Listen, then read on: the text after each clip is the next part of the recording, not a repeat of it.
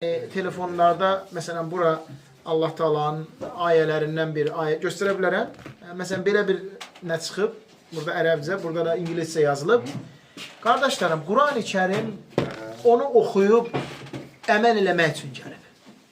Oxuyub ayələrin başa düşüb əməl eləmək üçün gəlib. Amma Quran ayələrin məsələn bir çərçivəyə salıb divardan asmaq aydındır. Yaxud da məsələn ki, köynəyimizin üstünə yazmaq, telefonumuzda, nə bilim, telefon qabının üstünə yazmaq düzgündür. Düzgündür və bu Qur'ana hörmətsizlik sayılır. Hörmətsizlik sayılır. Bu şeylərə və ya da maşınların üstünə və ya evin üstünə yazırlar. Mülk Allah'ındır.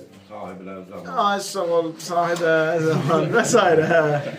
Yəni, doğrudur, qardaşlar.